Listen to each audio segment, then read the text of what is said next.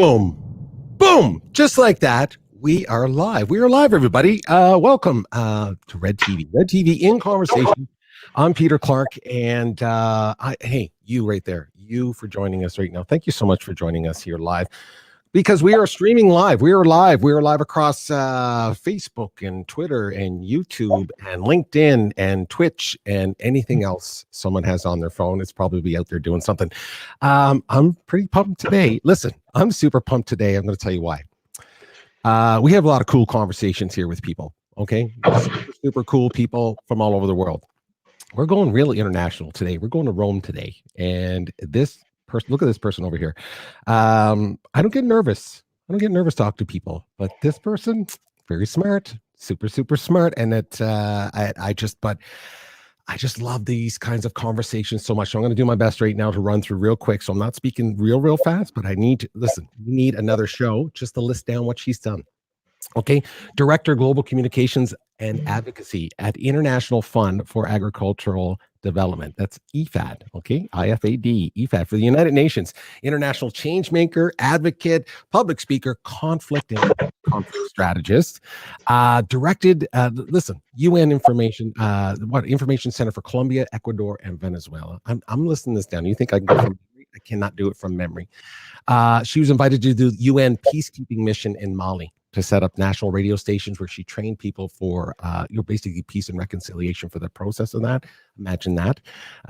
Held the position of Deputy Chief of Radio and Head of Public Information Programs with the United Nations South Sudan and mission in Haiti.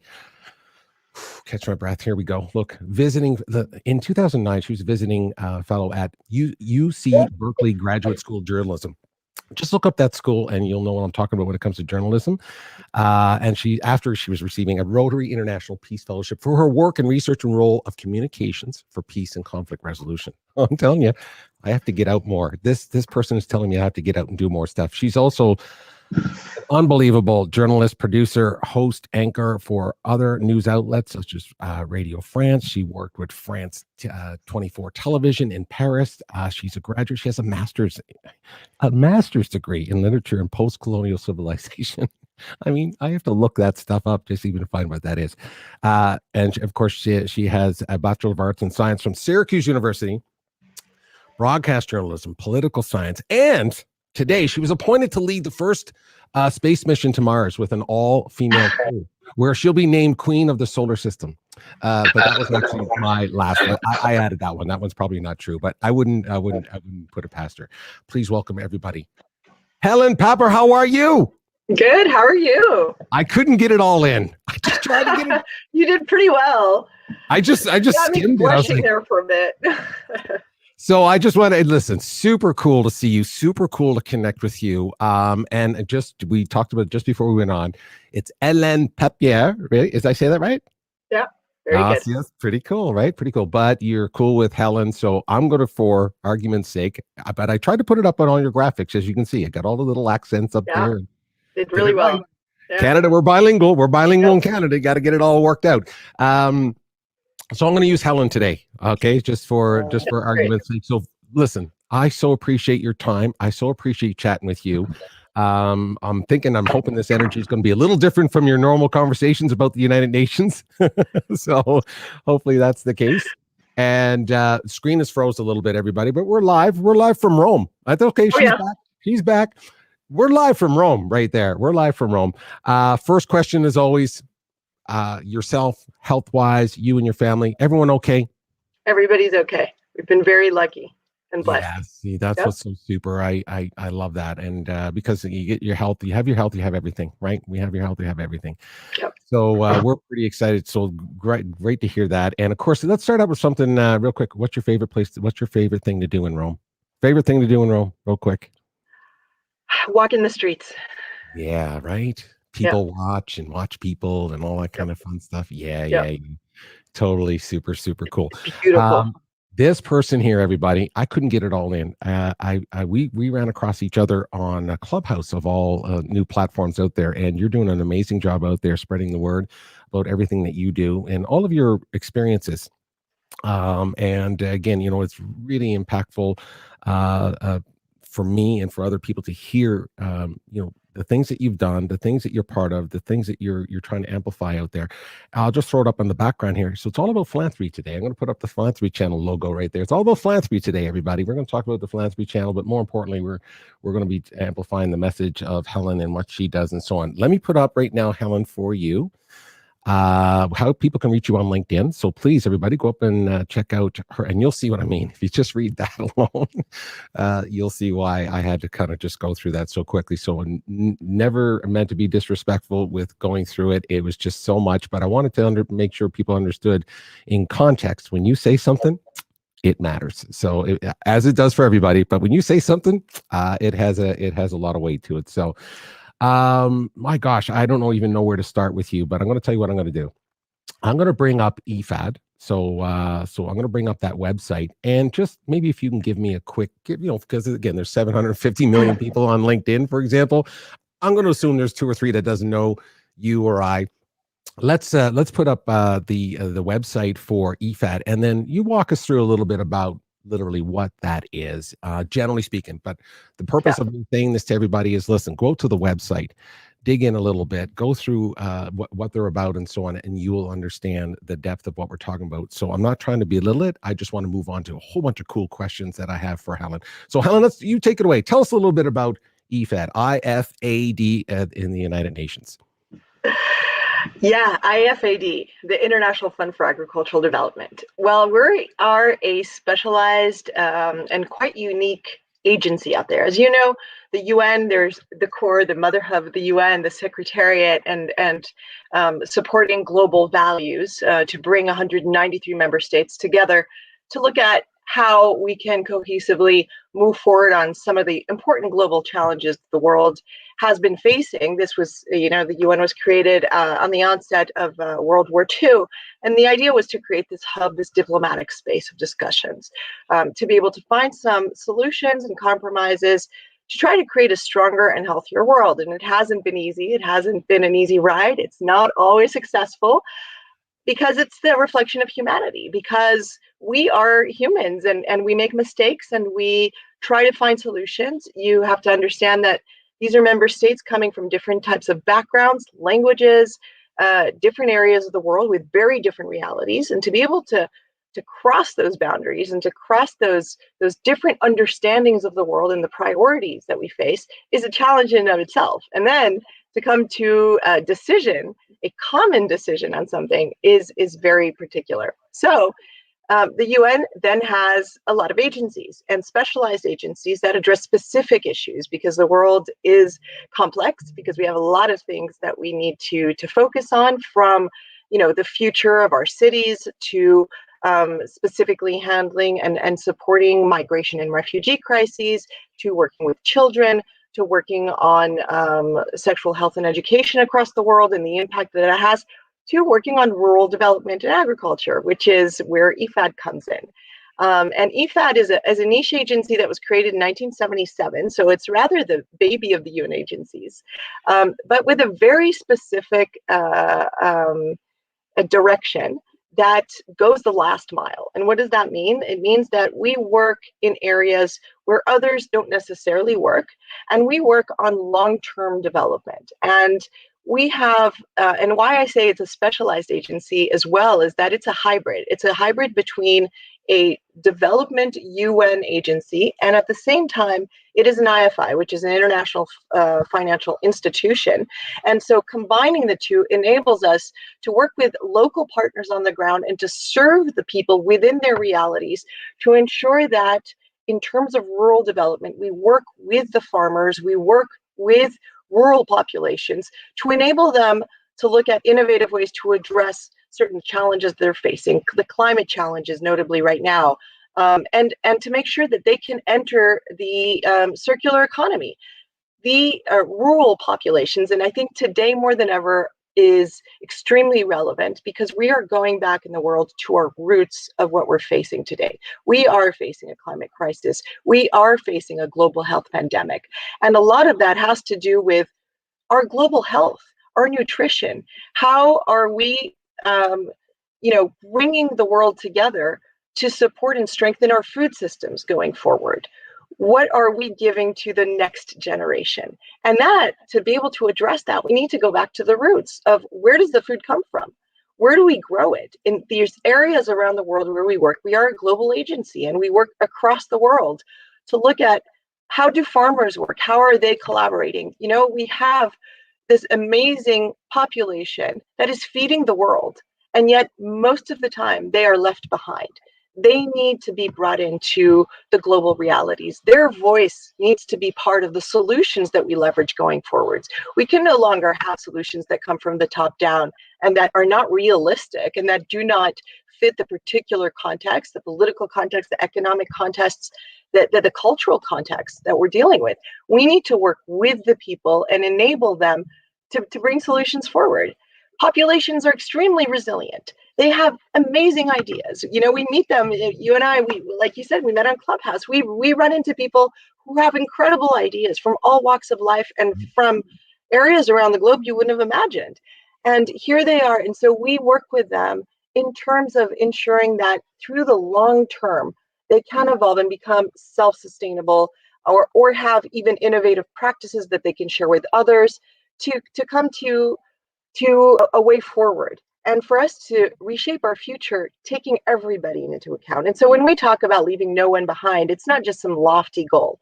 It's extremely important. When we talk about going back to the roots, we're talking about what matters to you and I and the person sitting in Timbuktu and the person sitting in Juba in South Sudan, or the person, in Baghdad or in Kabul or in Kandahar, and I can go on and on. We go back to our basic necessities. What do we do every day? We look at feeding ourselves. We look at clothing ourselves. We look at food, water, shelter, education, innovation. Our minds are full of ideas all the time, and we have the capacity to innovate and bring it forward. So we look at that, and that is what creates what we call today the UN Sustainable Development Goals, which is the 2030 agenda. The member states came together and said, there's something that we're not forwarding enough, right? There's something that we need to convene upon so that even though we've worked really hard this 20th century, what are we doing for the next, for our future? And actually, through all of the experience that we've gotten across the world, we've realized we have to go back to the basics, which is that we need to end poverty. We need to face, how does everybody have access to food, to water, to electricity, to education, to health, et cetera, and create partnerships. The last goal of these 16 development goals is partnerships. We can't work in silos anymore. We have to create alliances. We need to work collaboratively, and we need to integrate different ways of thinking, sometimes very opposite ways of thinking, to be able to move, the world forward. And so I think the beauty of what we bring to the table as a specialized agency is that we have that niche technical specialization that can really take rural populations forward. And of course, we work with other agencies. Of course, we work with other partners, and we work with the communities and the governments. So we're not alone in this, but we have a specific added value that is worth showcasing. And we are working on these, and I see you put it up on the screen, the potential game-changing systemic solutions. This year, we are working on the Food Systems Summit as a global world, to reinvent our food systems, to think what is wrong with the fact that we have so much and yet we have such inequity. Yeah. There are still a lot of people who are not getting fed. And the people who are getting fed the less are the ones growing the food. Our food that is being grown, and the women in particular, who are at the root of this food system, who are working hard in the fields, who are providing food for the rest of the world, and who they themselves don't have access to that food they grow. Many women around the world don't have land rights in countries where they are growing the food that is serving us across the planet. These are issues that cannot be left behind, and we can no longer say, I'm sitting in Montreal or Toronto, or I'm sitting, in New York, and it doesn't concern me. Farming, that's just not my reality. It is your reality because you eat every day, right? Yeah. You are bridging this. Listen, everybody. You see what I'm saying? You see what I'm saying with that person down there? There's so many dots that are out there that we can connect. And what I love about how you position a lot of these things is that they are all so interrelated. They're so connected to each other. And that leads me to where I was going to go to the next part. So before we do that, I appreciate that. I'm sorry, I didn't mean to jump in on, listen, there's so many of these things there. I wanted to show a quick little video. I'll show a quick little video here with us watching it. And it will lead to what you're just getting at right now from me. And you just bridged to it really nicely, which is, you're sitting in Toronto or New York or Rome, or it doesn't matter where you are, especially in the developed world, I should say, or what you would refer to as Western culture, whatever you want to call it. It's like, what does that got to do with me? So let's hold that thought for 2 seconds here. Let's do this. I want to jump to this for 2 seconds, and let's see if I can bring up this video. And I saw something that you posted, and I thought, you know what? Let's if you posted it, which means it's obviously of value. So let me just put this up, and let's have a listen to this, and then maybe I'll position what I'd love for you to talk about. So let's have a look here. በጣም ነው ያገኘሁበት ያው ያለችዋ ገንዘብ ያቺ ሙያ ስራ የቀን ሰኞ ትመጣለች የማስከኞ ትጠፋለች ግን ይሄ ወሯን ጠብቃ የምትመጣዋ ሳንቲም ለለት ለልጆች ልብስ ለቤት ኩሳኩስ ነገር እየሞላችልኝ ነው ያለች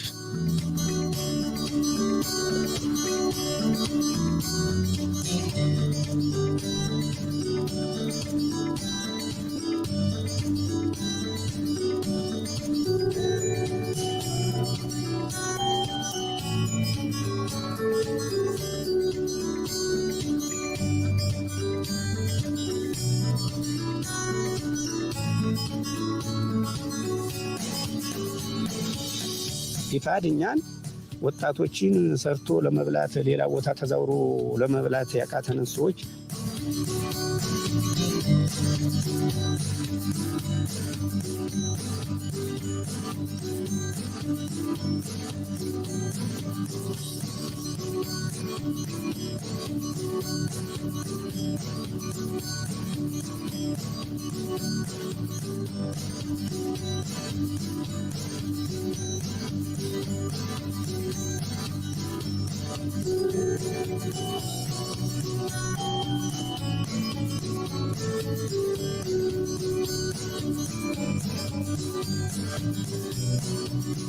ከልጆቻችን ጋር እየወጣን እየገባን እዚህ ሀገራችንን አየ እዚህ ራሱ ሌላ ምግብ የተለያየ ምግብ ቆርጦችን ሀገራችንን ውሃ እየተጠቀም ያው ደስተኛ ሆነን በሱ በይፋ ድርጅት የተነሳ ሀገራችን ላይ ከልጆቻችን ጋር እንወጣ እንገባለን ማለት ነው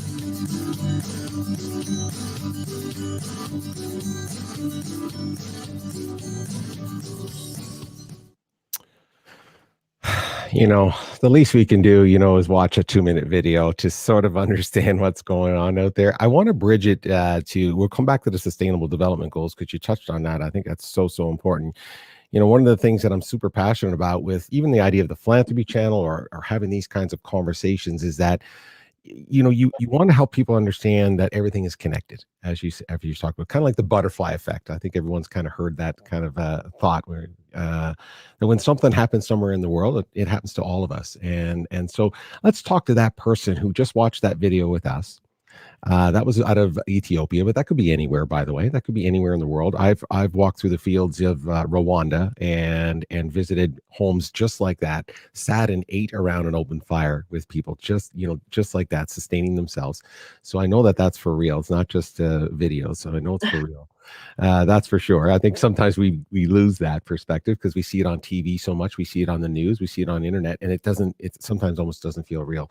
But let's talk to that person who just watched that video with us, and they're saying to themselves, what difference does it make to me that a farmer in Ethiopia gets a chance, or in Sudan or wherever, gets a chance to farm their land? Why should I care about that? I know that's a huge question, but squish it down. I want to talk to those people because I was one of them. I used to think, well, gosh, what can I do about that? That has nothing to do with me, Peter. But I want at least you to talk to that person for a second and tell them or explain what you think is important, why they should care about that. Well, why you should care about that? It's a great question, and it's not a off the beaten track question. It's a normal question, and again, it's what we were just saying before. You eat every day, so the livelihoods of farmers who are providing the food that you eat, well, you should care, because actually they're the ones who are able to farm and to get that food to you. And then even outside of that context, right? We are, at the same time, we talk about wanting peace and a peaceful world and security around the world. But where do you think that insecurity comes from? Insecurity comes from, most of the time, it comes from rural areas, in places where people feel they have been left behind, where they don't have the means to sustain themselves. And when they aren't heard, when they aren't part of that conversation, tensions arise. People are recruited into armed groups in certain areas. People will, provoke, conflicts. And, it's not to justify those who pick up weapons, and it's not to justify those who are at the brunt of it. But we have to understand where conflict comes from. It also comes from, where is my role in this world? Are you listening to me? Do I belong here? And therefore, tensions that can happen at community levels can escalate to regional levels, can escalate to national levels, can therefore escalate to international levels. That is, if you go to the core of the conflicts from history to today, you go back to the same fundamental issues. Where do we belong? Where do I belong as a human? How am I part of this economy? How am I benefiting? How am I feeding my family? How am I protecting myself? Who am I? Who do I belong to? And if those questions are not answered, it is so easy to then join, potential extremist movement or to fuel conflict. Conflicts start from there. They start from the localities. So it's all of these issues, like you said, we have to connect the dots on everything, right? If you don't go back to that, you just don't understand the bigger picture. We need to think of ourselves as one. We are a humanity. We've just seen this with COVID. COVID has affected the entire world. It's crossed borders, it's crossed boundaries, it's crossed lands, it's crossed economic, divides. Yeah, it's, religion, politics, language. Absolutely. Everybody, all of a sudden, went into this unprecedented lockdown, and the world changed. The world changed in a lot of ways. One, in trying to say, okay, well, what is happening? Us humans who are part of this, right? Who are fueling, who are busy, who are active. We're being told to put pause. At the same time, we saw the earth regrow in a very short time. Yes. In that little time where we were almost all in lockdown at the same time, all of a sudden the earth flourished again. Skies became blue. And I was sitting in Bogota at the time, and you were probably sitting in Toronto, and somebody else was sitting in Mali. And I was contacting journalists of mine from South Sudan who are saying that nature has changed all around us. The water is different. The fish are coming back, and then you think we need to rethink how we take care of Mother Earth. We need to go back to those who know. We need to go back to those who've been crying for their knowledge to come through. I worked a lot with indigenous communities, and it is not to say that they have this ancestral knowledge, and their philosophy of the earth at the heart of our humanity is extremely important. They have a very different philosophy when it comes to how we are one with Mother Earth and the importance of it. And again, this is not just some lofty, idealistic, tradition that doesn't relate to you or me. It actually does. It is at the core of who we are and how we need to think. We need to think in systems. We need to be able to bridge these gaps. So to make a long story short, I think that's why it matters. Yeah, listen, that's a big question. I loaded it up. I mean, like you said, and there is no one answer for that. And again, this is why I love listening to your perspective. Someone who sits within some of those walls that most of us will never get a chance to participate in or understand. We don't understand the complexity of what happens within the walls of the UN and the decision makers and the member states and we just mentioned a few things that play gigantic roles in those conversations, which is language, culture, economic position and power in the world, military power in the world, all of these things. And we're trying to come together and have an answer of why should I care about the farmer in rural Sudan? There is no simple answer for that. But I love the fact you just mentioned about connecting the dots. And I love the fact it's almost planned. I got to hire you as my producer because you started talking about Mother Earth. So today, of course, is Earth Day. Earth Day. You started with that. Happy Earth Day. I know. I missed it. Not that I missed it. I knew it. But I'm going to tell you a funny story. A quick story is that when I first reached out to you and said, I'd love to chat with you and just have this conversation like we're doing now, I said, how about next Thursday? And I had no idea what day it was. I just said Thursday. I just said next Thursday. And you checked your calendar and you're like, yeah, I'll see if I can work that out. And then as I was preparing last night, even last night, my wife said, tomorrow's Earth Day, right? And I was like, that's right. I don't know. Anyway, I'm so glad that you and I get a chance to have this conversation here during Earth Day. So we're going to get to that right now in a second. But before we do that, I just want to show you that there's some people kind of tuning in and stuff. And I love this. Here we go. Someone's even saying, I love walking the streets in Rome. There you go, Gina. Yes. You know what? Just so you know, Helen, part of the plan of connecting with you is now I have a friend in Rome.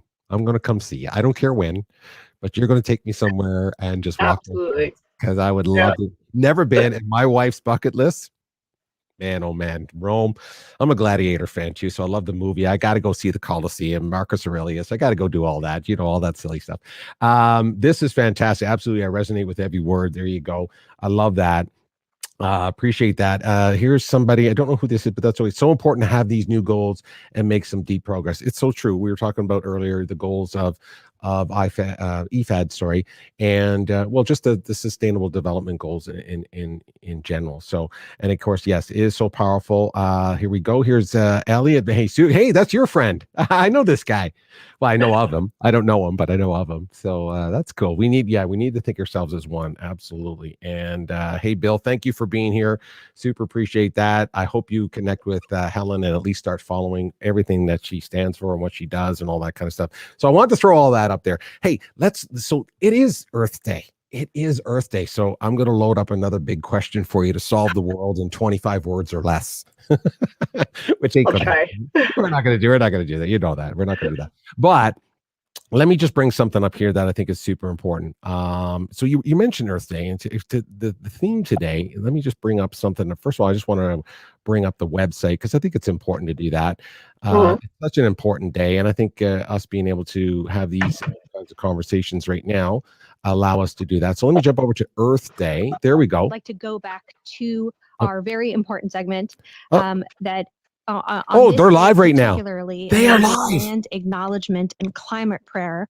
Look at that. Acknowledgement is led by Beth Roach, who is the tribal councilwoman of the Nottoway. I did not know that. I just zoomed in on their live feed. There you go. They're about to do the climate prayer. So as we work together, all of us, to restore the earth, we must first recognize and respect the indigenous people who are the traditional stewards of this land. And since many of you are tuning in from all corners of the earth, we invite you to do the same. It's a quick search to find out whose land are you on and the history of that land. So we invite you to do that now. We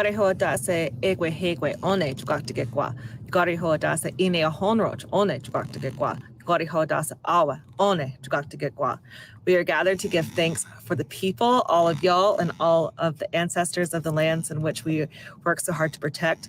We are gathered here to give thanks for the lands. All of us are on sacred land. So we gather here to give great thanks for our lands. And we gather together to give great thanks for our water.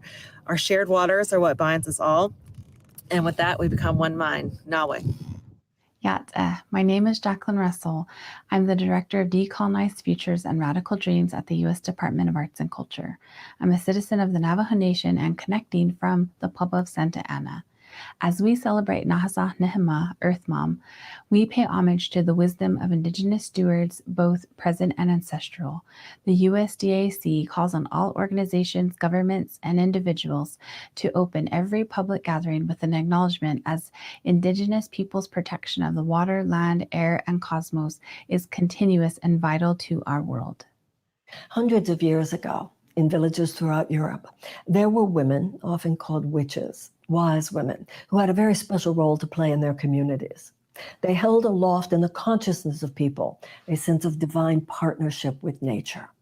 Their outlook was replaced by a religious perspective that said that God had given the earth to man to use for mankind's purposes. We were to be good stewards of the earth, but basically the earth was here just for us to use. That rupture was the beginning of what we now experience as the environmental crisis. That's where it all got so off. That's where the disconnection occurred. But it is the religious and the spiritual portal as well, where now the reconnection is occurring. As voices from throughout spiritual and religious traditions, and most importantly, from deep within the human heart, are answering the call for reconnection. Because Mother Earth needs us. We need her. She's answering our call. We're answering hers. Wow. Is that something? I had no Beautiful, idea. isn't it? I had no idea that was going to happen. I had no Talking idea. about the earth, right? Right. Talking about the importance of our future. And here he is. Who? Okay, so please introduce. You want to say hi? Say hi. This Hello. is my son, 𝘂𝗶𝘃𝗗𝗏. 𝘂𝗶𝘃𝗏, how are you? Nice to meet you. I'm calling you from Canada. I'm over in Canada right now. You Canada. Nice to see you. Nice, good. My God, he's a looker. What a good-looking kid. He's going to be a rock star. He's going to know Italian, French, Spanish, English, and probably another language or two. Oh, that's fantastic. So appreciate that. Thank you for, and that's a reminder right there of, the next generation. So important. So let's talk about that. Those sustainable goals, you brought them up. Any one of those sustainable goals are super overwhelming, right? You know that as just the average person, and I'm the average person when I read them and I was looking at them, again, just to remind myself of, for today's conversation, I was looking at them. I'm just gonna bring them up real quick for us here. The whole idea of this list, any one of these is just super overwhelming for the average person. And I think what I wanted to do was bringing up the connection between Earth Day is that their theme this year is all about, technologies and green technologies and energy for all and so on. And when you look at some of these, the list here, there's so many. I mean, look, and I don't think one is more important than 9. I think it's just a list. Obviously, it doesn't mean that one is more important than the other. But I think this year's sentiment might fall into the world of maybe around what number? Let's see, number 8, not 8, number 8. Sorry, sustainable water. Where's the energy? 7. Ensure access to affordable, reliable, sustainable, modern energy for all. So if we're talking about restore our Earth, focuses on, the natural processes, and this is their theme for this year, and emerging green technologies. When you think of just that subject alone, the subject of the idea that we need to invest more in green energy. Obviously, certain parts of the world don't get a chance to even use that energy. I think something like close to 1 billion, 950 million people don't have access to electricity even. You think about the big consumers of electricity in the world or energy, I'm sorry. I think the top 4, and I could be wrong on this, but I think it's the US, China, Russia, and India. All powerhouses economically, even military-wise, hold big seats at the UN, all of those things. I just threw out a whole bunch of dots. Let's speak to that person who is sitting there going, Peter, I'm overwhelmed. This is too much. I didn't jump on LinkedIn Live to watch this. This is so. I want to talk to that person and say we can do something. So let's talk to that person about Earth Day, green technology. Let's just talk to them about what can they do. And for me, I'll tell you, for me, it's even just having this conversation, sitting through it, listening. But tell us what your thoughts are on that idea of what one person can do. Yeah, I mean, first of all, the Sustainable Development Goals, if you'd actually put up the wheel, or if you can put up the wheel, it makes it a little less, it's like, yes. oh, this is a lot of words. Yeah, there's a lot of words. Yeah, there's a lot of words. The wheel itself, and if you look it up, the SDG wheel, it boils it down to something that's a little bit more manageable. Of course, the list is good because it really defines them. And then if you actually dig deeper, every single number has very specifics, 1.1, 1.2, 1.3, 1.1. Yeah. So, then you get lost. But they're called indicators. And these indicators, if you really, take a look at them, we all have a role in moving these indicators forward. We are all actors of change. If you're thinking, and let's go to just the basics, right? Of what do we think about when we are consuming food, when we are buying, when we are, using water, when we are using our electricity? A lot of people are now cautious, not just economically cautious about the cost of turning on and off the lights, but they understand somehow the importance that it has on the environment. A lot of people understand somehow the importance of recycling.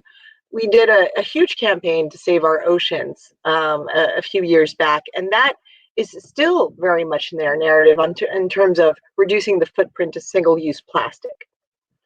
So if I'm going out and I'm saying, okay, I'm going to take this water bottle and I'm going to toss it, instead of, okay, I'm going to take this plastic bottle because maybe that's all I have.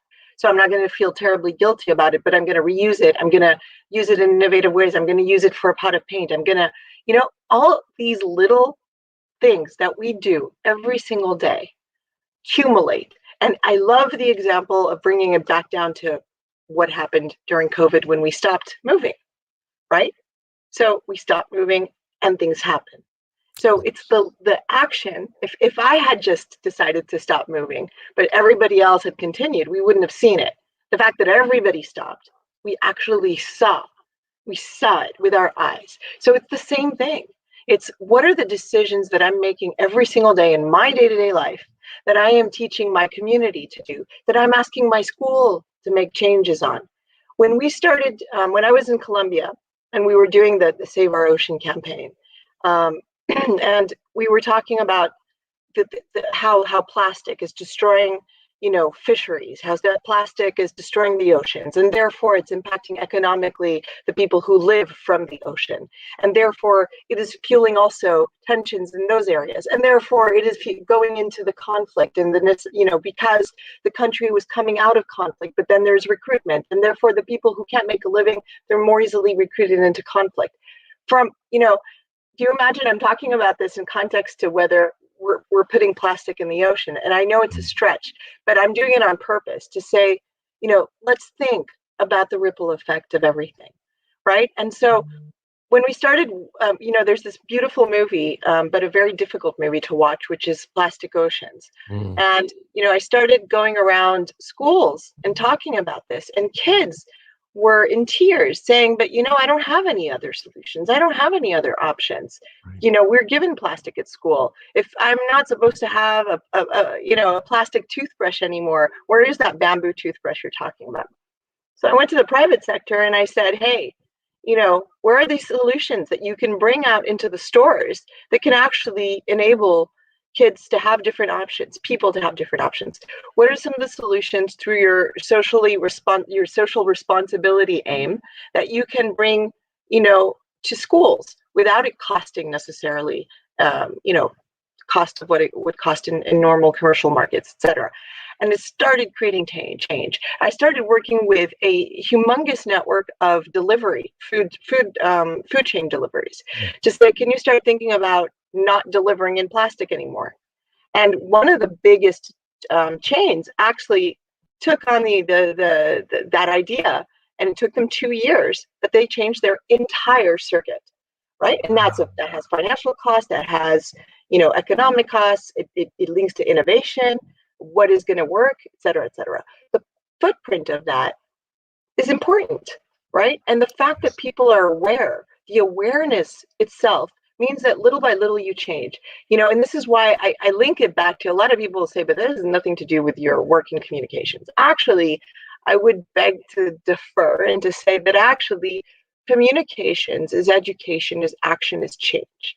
If we don't do that, if we are not the ones who are communicating the messages that actually help educate, that go back to the roots of information. What are the roots of information? Information was created technically to be able to help people make decisions that are going to go in line with where they want their life to be, to improve, at least in their point of view, that is going to improve their life. You can choose to decide, I'm going to take this option or this option or this option after you're properly informed. And you may not agree with people's choices, but they're properly informed. What's worrying today is that this information network that has grown so fast and so, offers so many possibilities, but at the same time offers a lot of risk, means that where is the information coming from? Where is that information, that source that is supposed to actually help in my education, which is therefore supposed to help me make the right choices for my life and my future, our lives and our future? Yeah. Mine is ours. You just opened up a giant conversation right there. That's what I'm saying. Listen, I hope this is the first of many conversations, because I could pick one vertical of anything we're talking about here, and we could do a full conversation on it easily. You just touched on, your background of journalism and producing and things that you've done in the past. But today we talk about, and I'm going to actually mention it in the near future here, about, again, the rise of the internet and the social media. Now everyone has a microphone. Everyone can broadcast. Everybody has access to information. Where is it coming from? Who is not only consuming it, but where is it originating from, and all that stuff. We're going to get to that in a second. I wanted to ask a quick question here. This is more of a personal question, because Mikhail, right? You said Mikhail? Did I say Mikhail, that? yeah. Mikhail. He just showed up there, and I think it was just perfect timing. I mean, we couldn't even plan that for Earth Day, the next generation, and what's you leave for him and for his generation. I'm just wondering, as a mom, what kind of conversations are you having with him, generally speaking, to try to keep him either positive or optimistic or even hopeful, these days in general with COVID, and then maybe some of the things that you're aware of, because you're very, very aware of things that are happening globally and how they affect him. What kind of things do you share with him? We talk, actually, he's with me all the time, right? And I'm alone with him. And so he accompanies me everywhere. And so he's had the opportunity to move with me when I was on mission, when I went to New York at the HQ, et cetera. And therefore he knows what I work on. So he's very attuned to all these thematics. But the Save Our Ocean, I think, because I was so active in developing this in Latin America, he was 3, and he was, learning about these SDGs, and he knows them all by heart, the color codes and everything, and he understands why it's so important. He's very worried about it. He's very worried, and he goes out, and we go to the beach today, and he, the first thing that he does is pick up plastic, and he spends his days picking up trash everywhere he can, and he'll stop strangers in the street.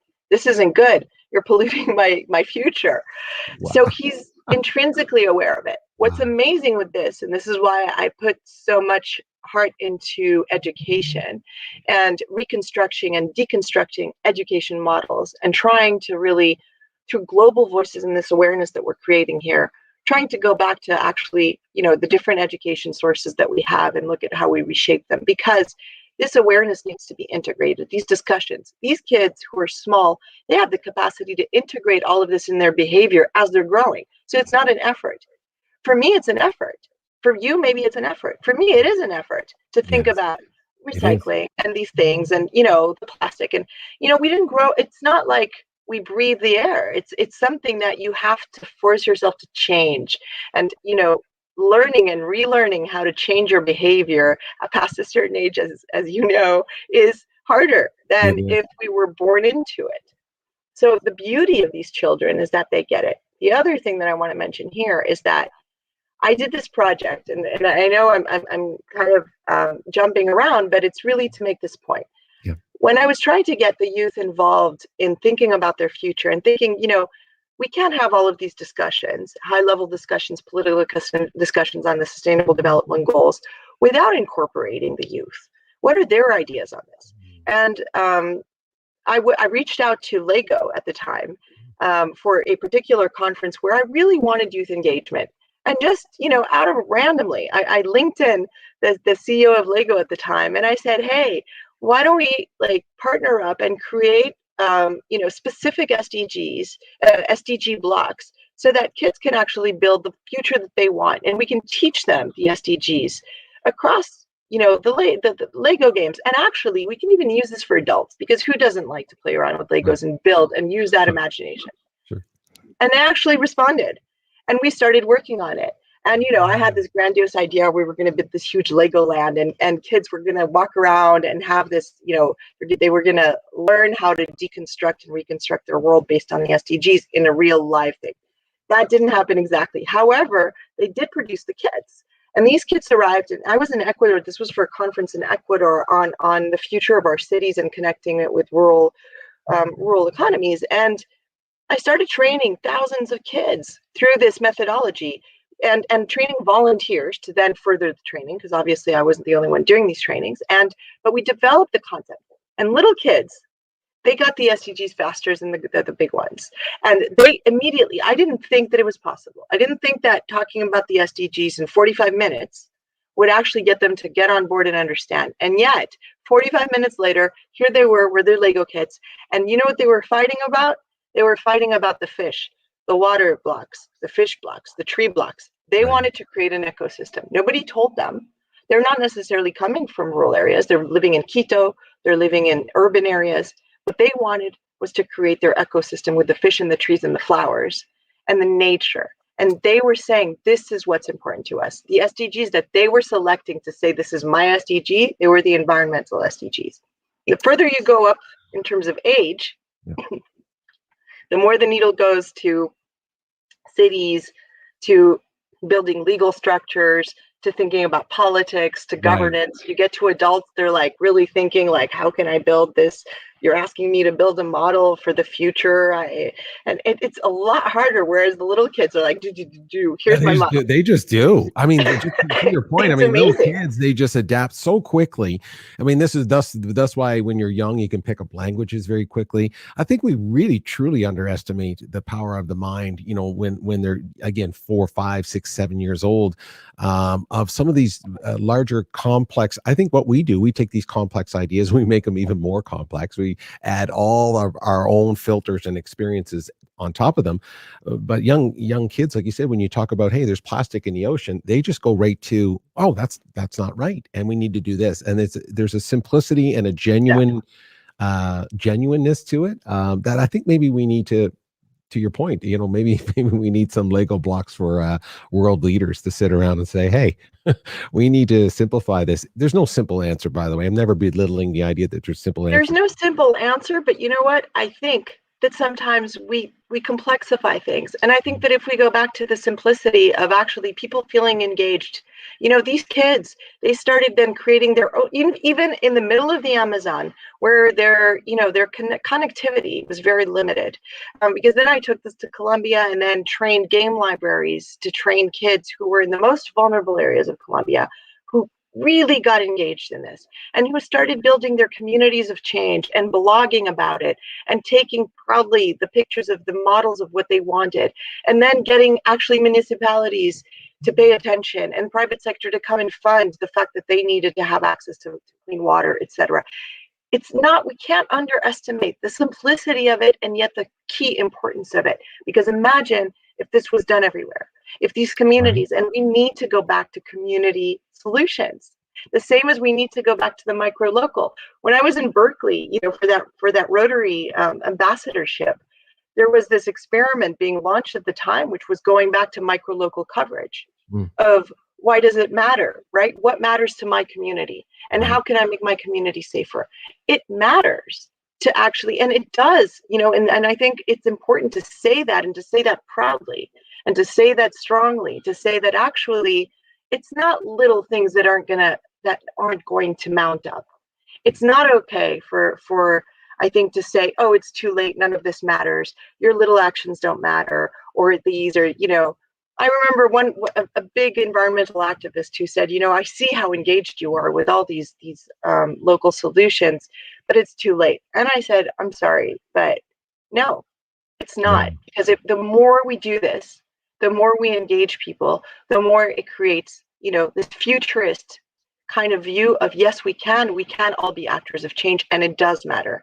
So I refuse to think that it doesn't. And I think that through that, we need to start creating and making sure that we have channels like yours, where we are dedicated to making sure the correct information, looking at engaging people in sharing solutions, but also providing some of the solutions or possibilities that people are looking for and are thirsty for are actually available, and in innovative ways, right?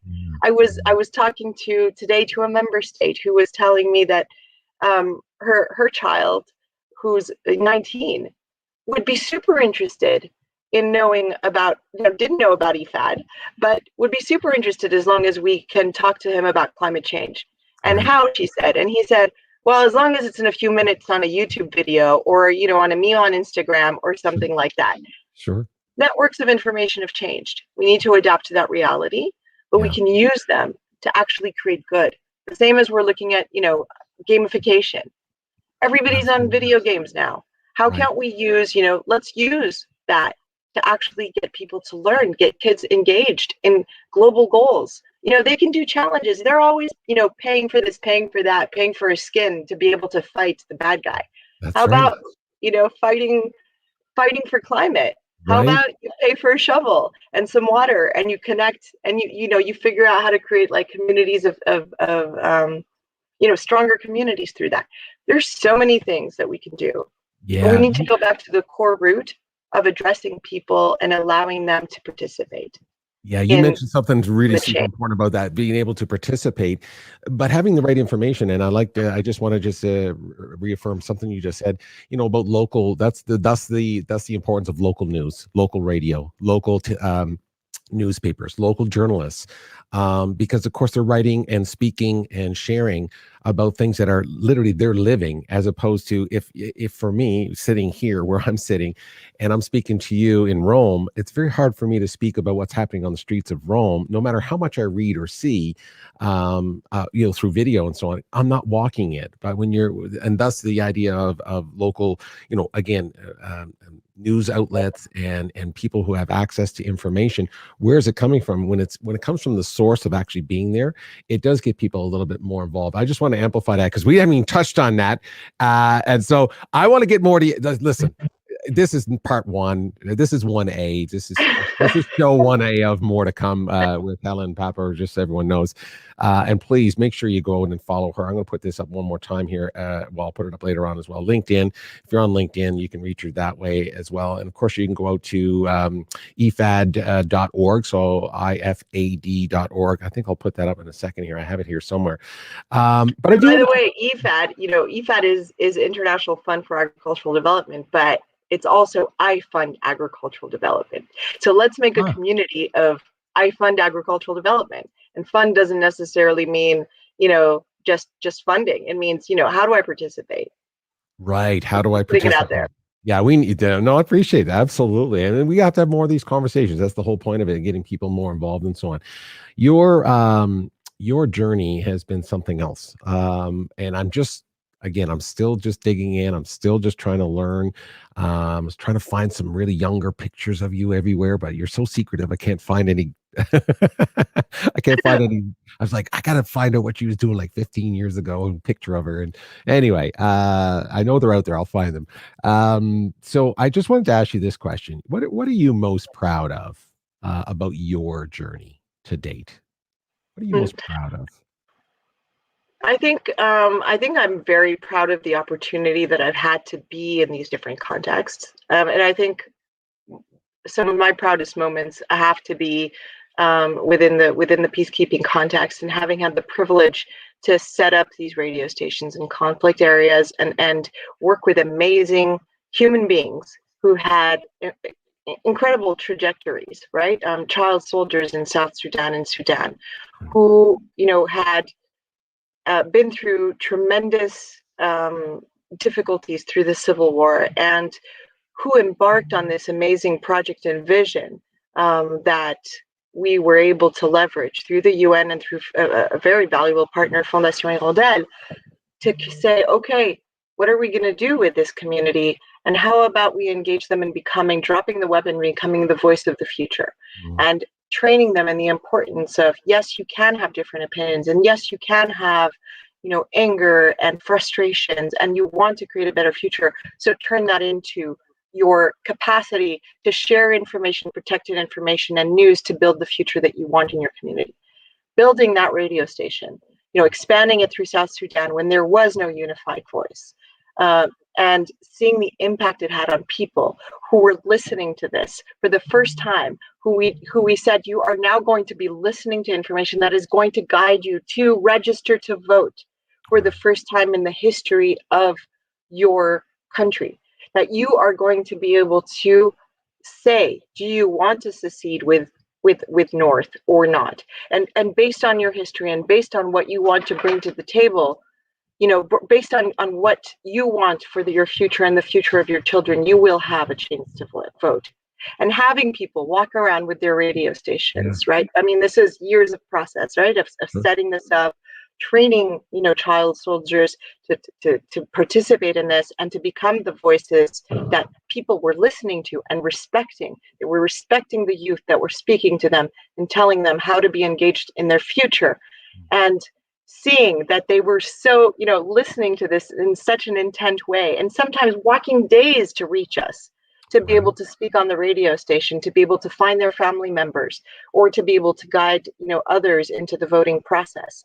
And having a woman one day, and I think it was the day of the election, the referendum, this woman arrived. She had been walking 6 or 7 days, she said, and she was the eldest, and so she was the one to be first. And she said she was 138 years old. We don't know, because the age is a little bit different to define, but she was definitely up there in age, very and wise. And she arrived with the radio in her hand, listening, and with tears streaming down her face, because she was the first one. And the polls hadn't opened on 24 hours, and she was going to sit there and sleep outside with her radio station, because she said, if this is the last thing that I do as myself, I am a proud South Sudanese, and I am going to cast my ballot.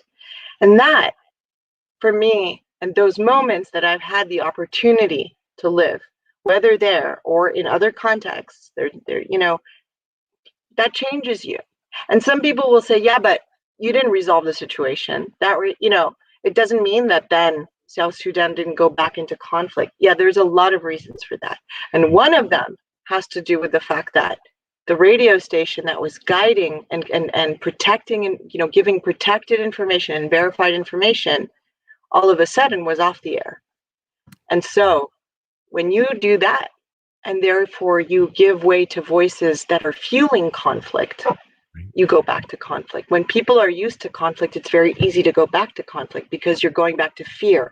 And as soon as people start feeling threatened about their life, their future.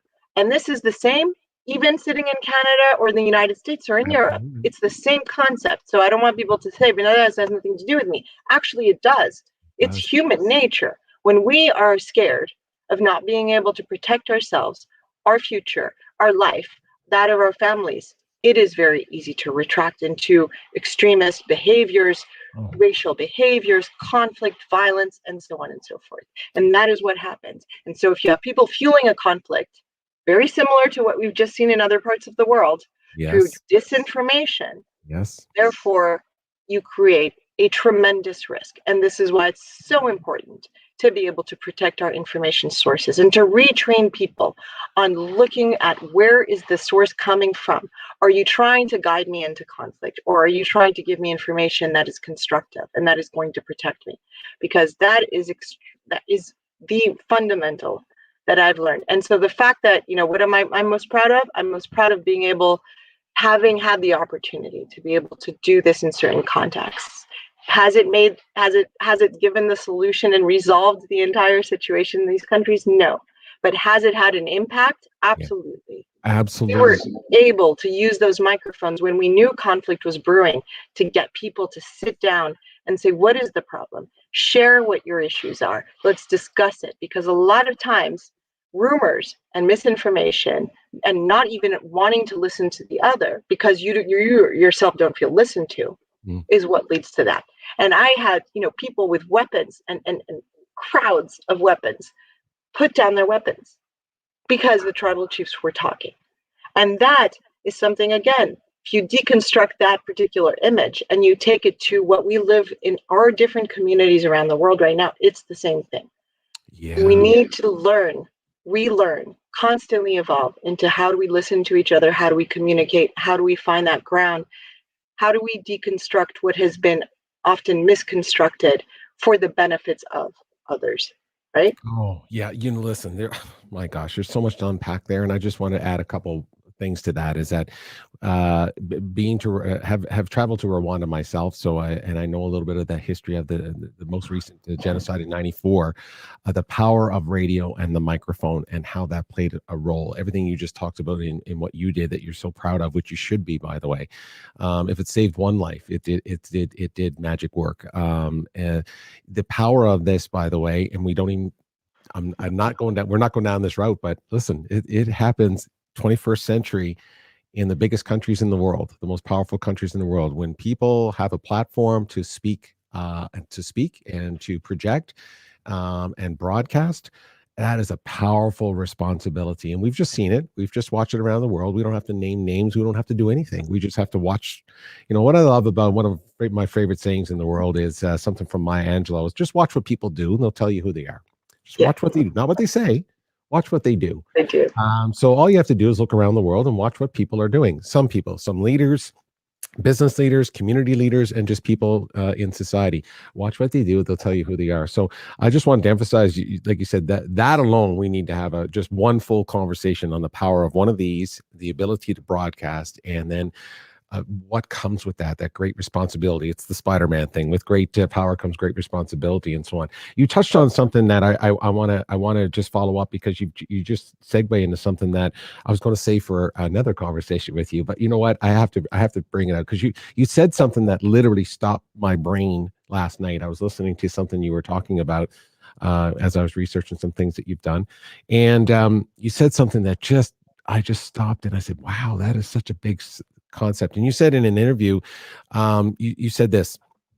You said, we're in a world now, generally speaking, where people use technology, and here's your quote. You said, to prey on people's necessity to find hope. To prey on people's necessity to find hope. And when I heard that, I was like, wow, the necessity to find hope. And that is so true. We all need to have hope, and then the ability for people to understand that and then prey upon that. And so when I heard that, I was just overwhelmed. I just said, "Wow, that's a powerful thought." So can you talk to this? Let's talk to that one person again who says, "I don't even know what you mean by that." Like me. So I'm talking to me as much as I'm talking to anyone else. How would you suggest that we go about recognizing it when we see it? And then how can we be a counterforce to that existence? So how do we, right? Yeah, go ahead. Sorry. We're talking about technology. We're talking about this immense force that we've seen through the development of communication channels, the technology that we have at our fingertips, right? This amazing technology, which gives you the power of knowledge and gives you the power of destruction. And it really does. Why? Because if you're not checking, if you're not, and you can share, you can say what you think, you can say what you want, you can have your voice, which is beautiful. You can also use it, like I said, to be able to influence people in the wrong direction. And those who know that, at any level, can prey on the despair of people, this necessity to find hope. And I saw that within the COVID context. It came even more so evident because we were all those who were working on the information surrounding COVID-19 and the security surrounding this at the very beginning, when things were going ad hoc, and we were trying to see how we were going to get information to populations to be able to get them informed in what was happening. And we had a particular role to play. Like I said, at the time I was directing the UN Information Center for these countries. And so we had a responsibility to play in making sure that the information that was coming out, and obviously the government and the different channels had responsibilities to play, not just us, but the power of disinformation that came out of that, because people were scared. And therefore those who knew that were preying on it, right? And preying on it by saying, if you put money here, WFP will come and deliver a food basket for you because you're contained at home and therefore you can't go shopping and so you can't have food.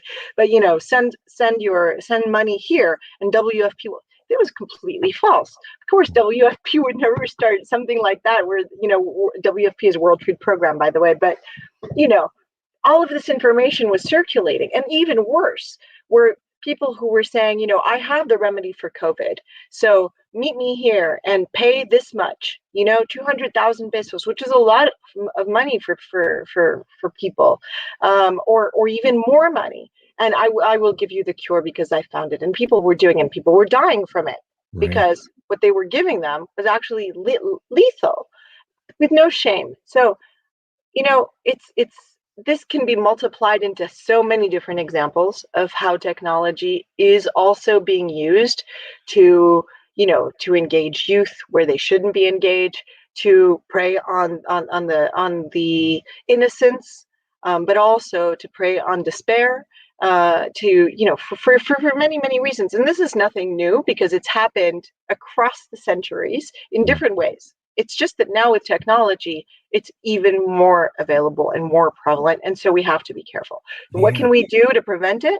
Yeah. We can stop before we share. How do we recognize it, though? That's what we have to think about. You have to think about where the source of the information is coming from. You need to go back to the source. And that's something that not everybody is taught.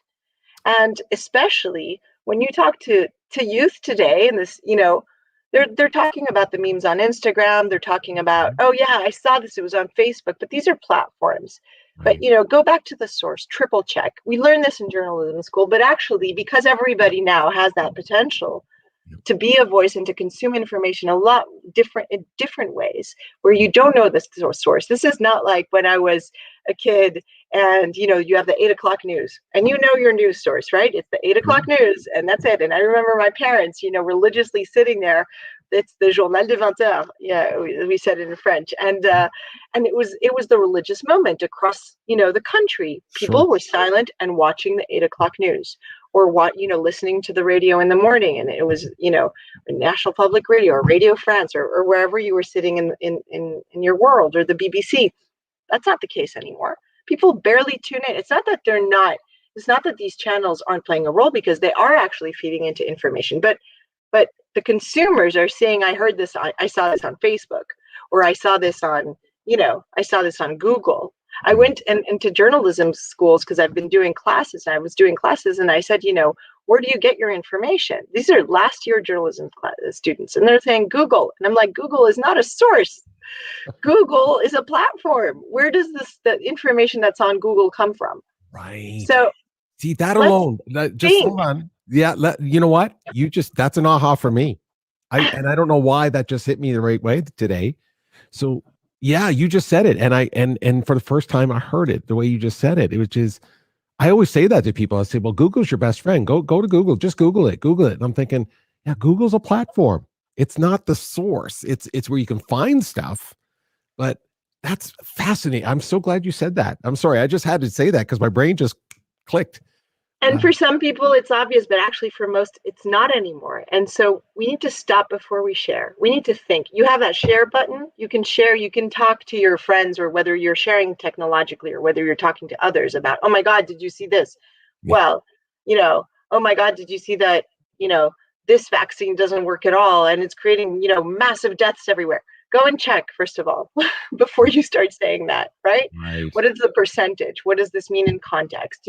Go and get a little bit of information before you create panic around you, because these things matter. And so I think, it's just a question of telling people, okay, go and go back to that triple sourcing. Yeah. Stop before you share, verify, pause, right? The UN campaign on this it was called verified, and now it's moved to pause. Pause, take a breath.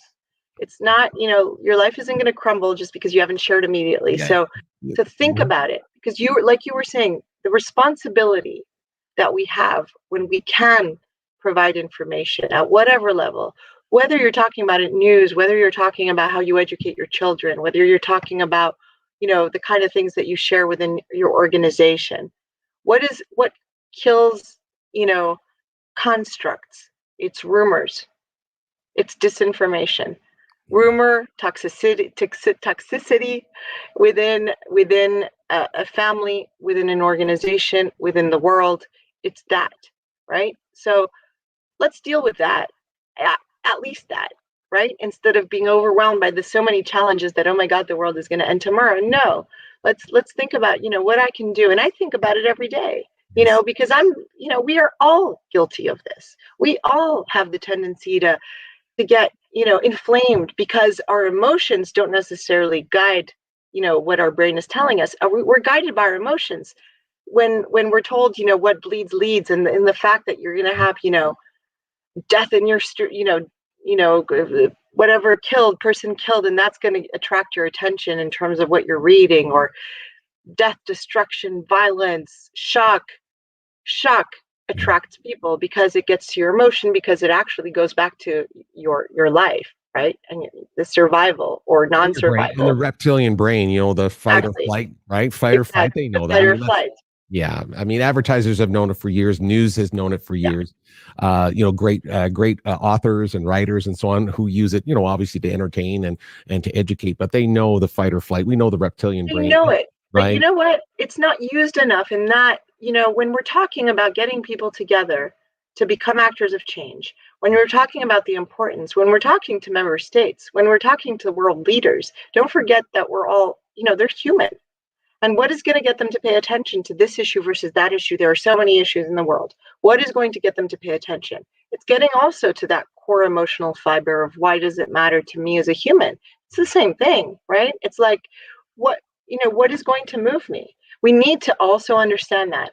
And that is also why I think, communication, the work that we do and the information that we share, the external relations that we bring into it, the governance that we bring into the way that we speak and that we present information, and the narrative that we bring to it is absolutely key to moving forward.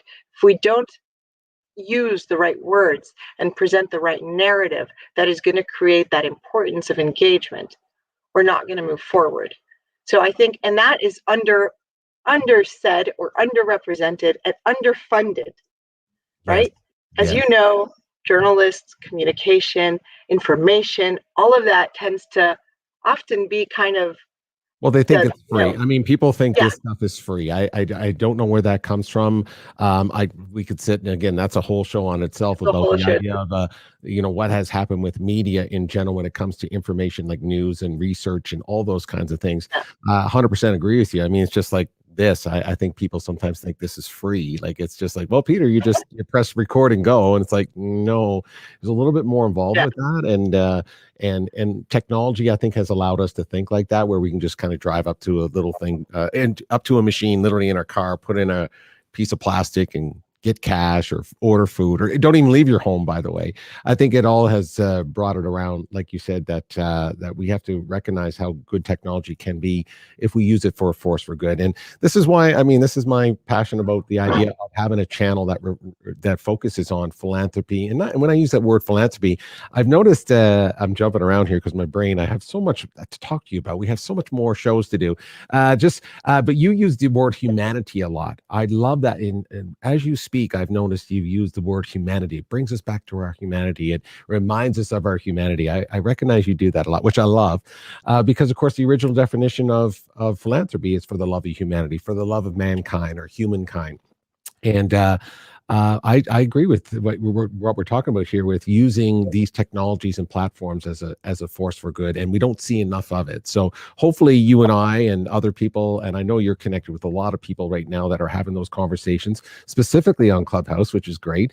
But I'm going to do my best to make sure people know more about what you're doing and give you a platform for that. Let me jump to something. Here that's going to be. I'm just excited to. There's a couple things I'm excited to come. We still got. You still good for time? I just want to make sure. I'm good. Okay. I'll wrap this up for you really quick and so on. But we've been talking about all kinds of really big subject matters. It's Earth Day. That alone is a conversation. All of the things that you've done with the UN and so on. And of course, the last 12 months plus been really difficult for people around the world. For you, I'm just wondering for you, not necessarily as a person from the UN, just a mom, a human being, and not just a mom, a human being. What keeps you optimistic these days? What keeps you hopeful these days? My son. We were talking, you asked me earlier, what's one of the things you're proudest of? I told you about the radio and so on, but of course, being a mom, I think it's probably the most magical thing that you can do, at least for me. Right? Everybody can have different hopes and aspirations. For me, it's key because, I really I really have a core belief, first of all, in people. And then as much as sometimes they drive me crazy, and then but a core belief in working, right, with populations and across the world and going to the heart of it. And, I started my whole international journey through Israel and Gaza and then Kosovo, and that led me to Iraq, and it's led me to a lot of places we haven't talked about. But the children and the voice of children and the role and the possibilities that they have in their future, I think is always something that has guided me to really want to do this. It's for the populations, but for the children, and having a child and being able to see the world through his eyes or her eyes, but in this case for me it's his, is amazing. And I learn every day with him, and I started learning from the moment he was born, and I'm reinventing it every day, and also it's not easy. It's difficult, it's challenging, because I work and because I'm and there he is, and there's so much I want to do with him, and at the same time I'm working. And so it's a lot of these questions that we are all asking ourselves.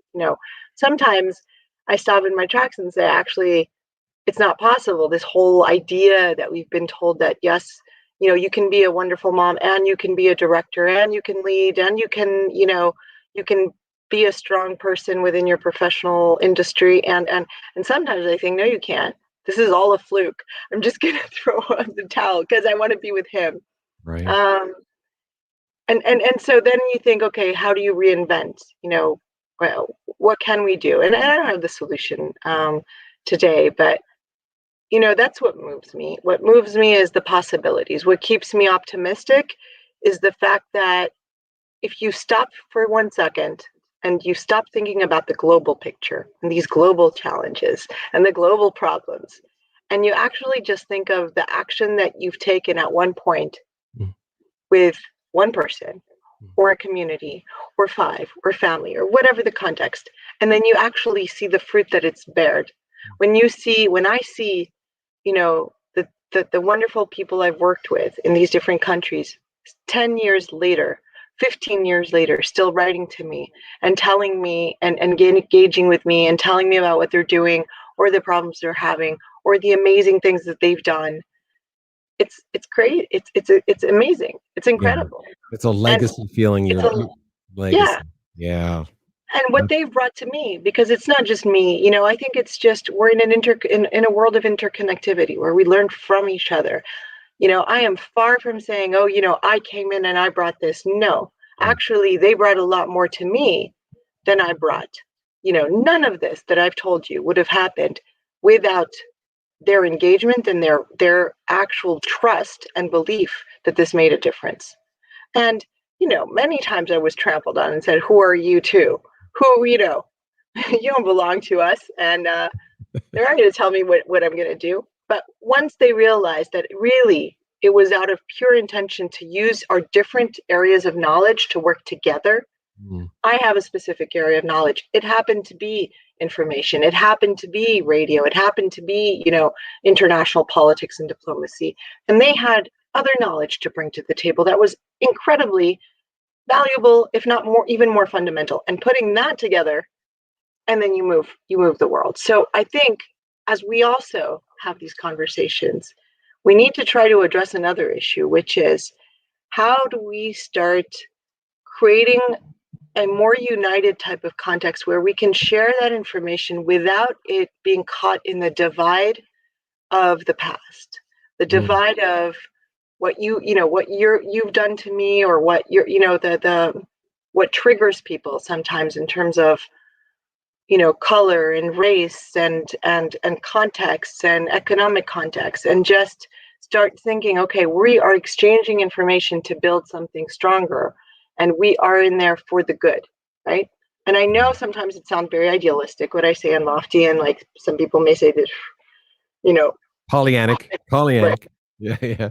Really, I don't think it is. I really don't think it is. I don't think it is. And I think that there are a lot of people who believe in this. There are a lot of people who work. And the reason that this work is being done, the reason that we, in our different areas, completely different contexts, we are starting to work on these global goals, going back to that, is because we realize that we do make a difference. Because if we didn't, we wouldn't do it. If we didn't, we wouldn't have created, all of these different channels. If we did it, we wouldn't have all these people connecting on Clubhouse, which I'm very new to, by the way. Yeah. Which are bringing people from around the world, from places you would have never imagined, who are starting to think together on redefining our future, on what we want, on sharing ideas you would have never thought of. The fact, this freedom that we have to exchange. Forget about our titles. Forget about what we've done or haven't done. We all have a capacity to contribute, right? So I think that's what's great about it. And that's what's great about this. I think. Well, what we're doing, like literally, you and I met through that. I mean, that was the pure randomness of showing up at a particular time in history, literally clicking on a particular app and going into a particular room. Exactly. And it's just like you said, coming together with people that you would never. There's just no way I would connect. How would I connect with you in Rome, and you're at UN and I'm in Western Canada, and we just wouldn't run across each other. But these technologies have brought us together where the ideas can exchange very quickly. And back to one of the things you said, there's great responsibility with that we should take full advantage of it to be able to connect like this and then share ideas and again, keeping the conversation going, just keeping the conversation going, no matter our titles, no matter what we feel, where we sit on the totem, whatever that totem pole is, but wherever we there is no totem pole. No.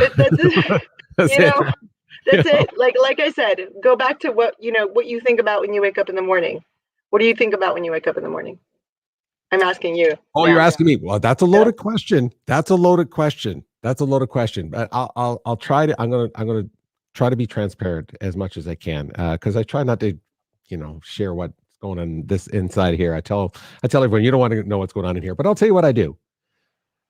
Because I wake up. Some people wake up and they just jump out of bed and they feel like $1 trillion. I just wake up and pretty neutral when I wake up. So I instantly have a mantra of reminding myself that this sounds crazy, but I say it out loud. I only have to take 5 steps to go to the washroom. And in my travels to Rwanda and other things that I've seen around the world, I say to myself openly, wow, Peter, I say, wow, I'm so grateful that I can walk 5 feet and go use the bathroom. And I instantly think, I know this sounds crazy. Some people's like, no, he doesn't think that. I do. I instantly try to remind myself, be grateful. Say, thank you for using the washroom where 1 billion people don't have access to running sanitation, where women have to go out in the middle of fields and hope not to get raped to use the washroom in the middle of the night. I know that those images don't run through my head, but I think like that. And I think gratitude and so on. And then, but to your point, I think to the context of what we're saying here is that we're just worried about trying to make a living, getting through life, worrying about your family, making sure everyone's healthy, doing some good in the world, all those things. We're just living. We're just living. But you get up and you go to water. you go to food, instantly. you go to exactly. And so that's that. And then the concept of life and all of that. But those instincts, that's again, people say, oh, but no, it's not it is actually our fundamental, right? Right. And that, what you've just said, people do take for granted. And when you don't have it, and then, I lived for years in areas where we didn't have, access to our own private bathroom. And, I was living in camps or in military camps or in UN or in peacekeeping camps or in tents or et cetera, and knowing what it's like to, day in and day out for years. I'm not talking about going on a mission for a few days here. Huh? I'm talking about living this. And, therefore you're more vulnerable to disease. How many times did I have malaria and typhoid in my life? 12. Until I had to finally decide to say I need to move, because I was particularly being affected by this, and this was going to create more problems. But when I built my own bathroom after years in Juba, I was like, okay, I have to figure out a way. I got people to come together, was like, just build a little square and so that I can have some water just to see whether I'm less affected by malaria. And I was. From the moment that I had my own little space, I was actually falling sick less. But it took me a few years to actually get the permission to build this.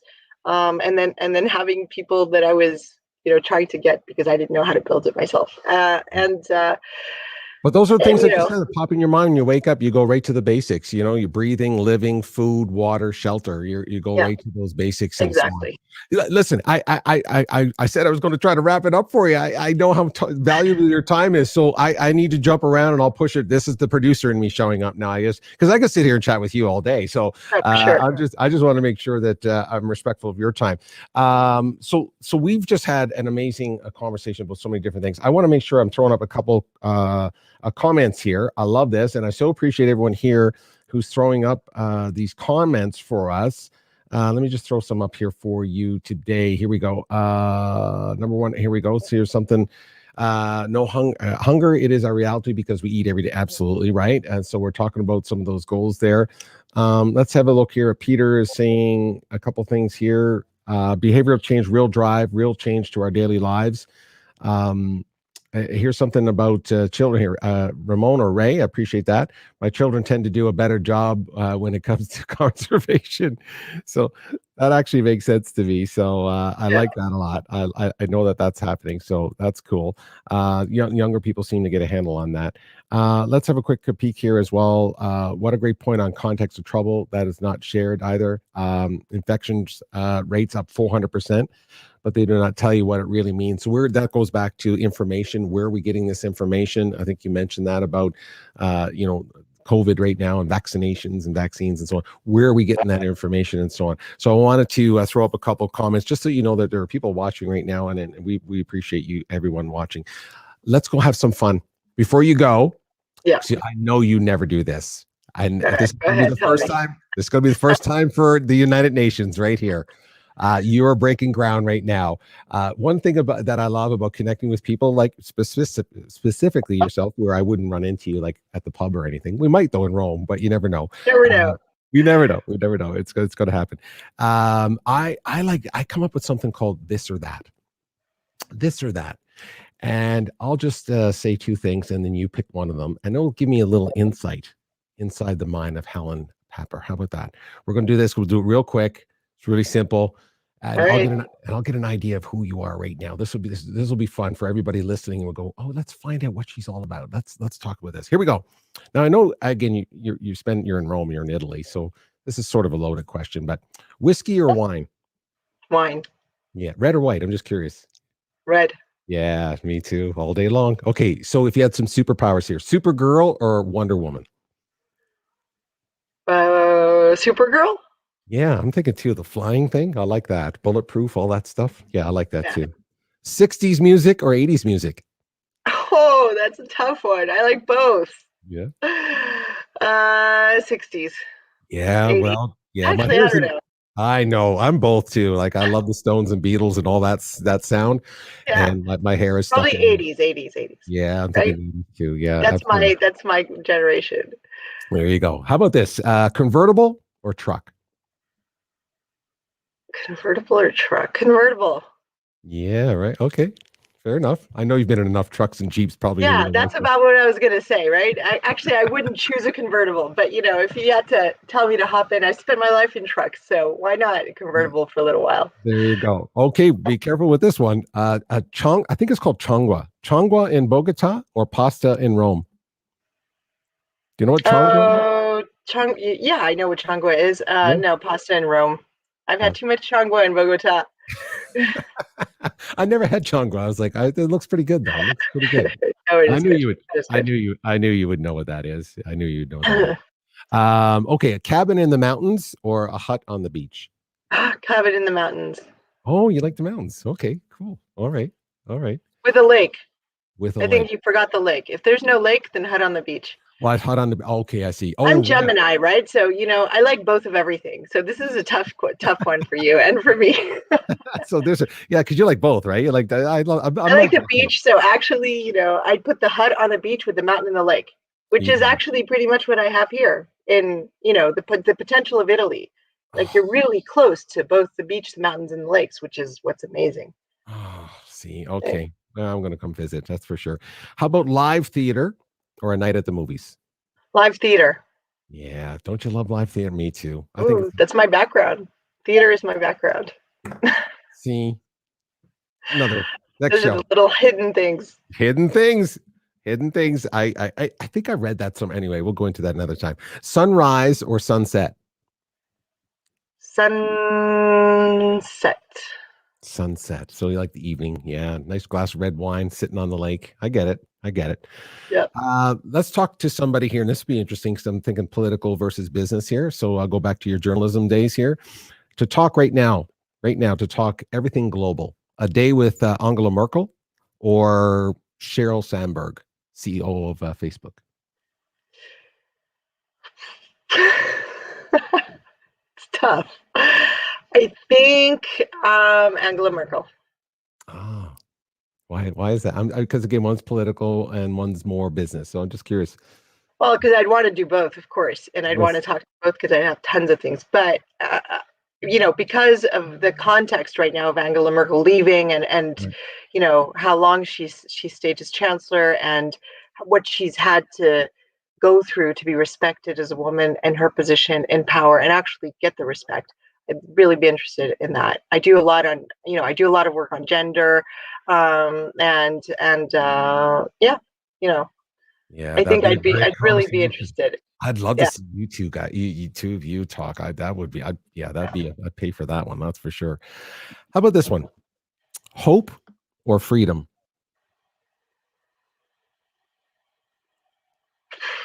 Hope or freedom? Hold on. Well, freedom without hope isn't great. But I think I'd go with freedom. Wow, I have to think about that. You thought about that? Yeah, it's difficult. It is. Yeah, there's no one answer for that. That's for sure. I mean, if you don't have freedom, you need hope. So it's really important to have hope. And if you have freedom without hope, that doesn't really work. So actually, I don't know if you can divide them. Yeah, I think they're too interconnected. They really are. I try not to always add what I think. I have my own philosophy. But I think, I would take freedom because with freedom, even if you feel you don't have hope, you can find hope. Whereas when you don't have freedom and you don't have the possibility to create your own freedom, because your freedom is not necessarily yours to create, therefore it becomes a lot harder. So you can hope, but if you don't have if you don't have the decision making in terms of your freedom, then it becomes really difficult. So yeah, freedom. There, I had to go through it. I know, but listen, that's a show in itself right there. I appreciate it. There's no right or wrong for that. Yeah. Looking forward to this one. Here's this is the last one for you. Finish this sentence for me. I love my life because I'm discovering things absolutely every day. Yeah, curiosity. That's what. Listen, curiosity. I love learning new things. I wish I was pretty good in school, but I wish I was as hungry for information as I am today. Back when I go to school, you kind of forced to learn, if that's the right way to say it. But now I'm so curious about everything. So I know what you mean. Yeah, I just learn everything. It makes you feel good, and it's a great thing, and that's what makes life good. And of course, I just met the person who makes your life complete anyway, so it's all good. I know, I already know that. That's it. You know it all. I know now. Hélène Papper, Hélène Papper, if I said that correctly. It's just been an unbelievable pleasure to spend time with you. Just to do this, we've never met before. We've talked briefly through Clubhouse, but meeting you for the first time and having this conversation, I don't know what to say. I love what I do, and I love connecting with people like you. I hope people will learn more about you. Go on to LinkedIn. Of course, I'll put it up for LinkedIn as well. Make sure that they connect with you through EPHAD, which is IFAD.org, everybody. Please go and check that out. But of course, reach out to Hélène directly and learn more about what she's doing and the messaging and so on. And if there's ways to participate in expanding that messaging, and you see ways to do that, I'm sure she'd be open for hearing from you. Not like you have nothing to do. I know you have other things. So I have to tell you something. I'm telling you something. This conversation has been really great because, you know, I really believe in, you know, sometimes people say, no, but how are you doing these kinds of things, right? And connecting at such a, you know, kind of an open level, but because this is what I believe in, right? And I think if you're moved by the fact that you really care about others, that's what happens. And what I really like, and I have to point this out because we haven't had a chance to talk about it, is the guitar and the music. And of course, you know, your relationship is with the music industry as well, which I've seen, and you do a lot of shows related to music as well. And the power of music, and this is something that we'll have to discuss another time, but the power of music and the capacity to transcend cultural barriers, languages, is one of the keys to move forward, right? Music is a whole other vibration, and you don't need to speak the language. You can bring instruments together, though, instruments that represent your culture and your identity. And when you bring them together, it is such a powerful tool to move people forward in a cohesive way.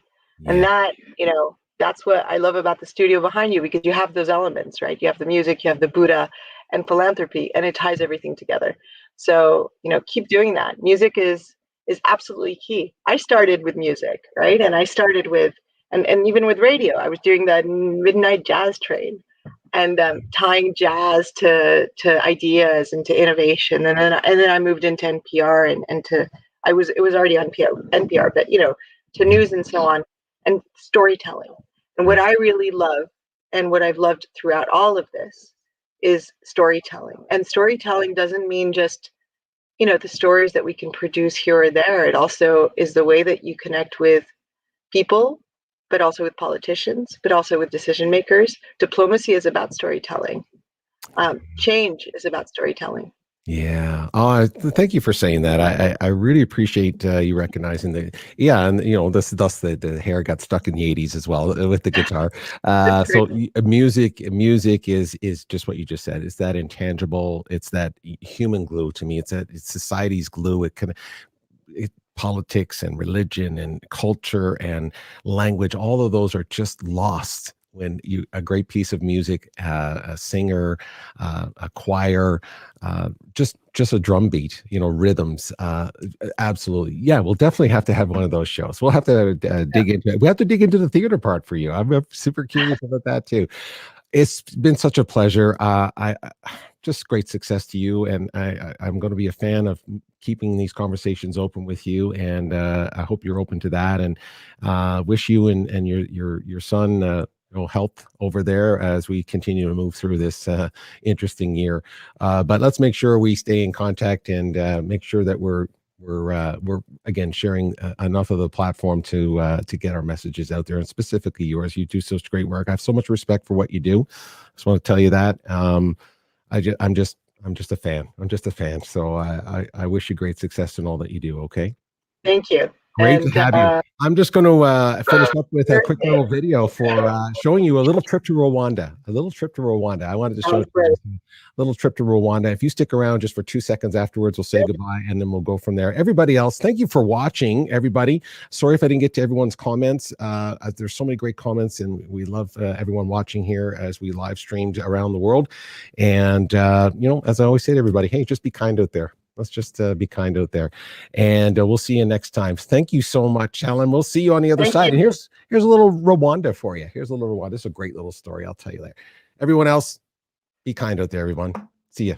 So I found a new friend, and we traded a pen for this soccer ball. And I thought it was really nice because I just gave him the pen because he'd been helping me throughout the day to learn Kinyarwanda, and he's a very smart boy, knows English very well, very good English. Yes. So I gave him a pen, which they love pens, and 10-15 minutes later he came back and gave me a ball for the trade. So I just thought that was really, really cool because I didn't ask for it. So 𝘂𝗶𝘁𝗵 yeah, 𝘂𝗶𝘁. Yeah, so he gave me that, so I'm really, really happy about that, and I'll be bringing this back to Canada. And yeah, I thought it was awesome. He's a really, really, really clever kid. He's going to be an English teacher. Professor. Yeah. That's it. Thank you. Thank you.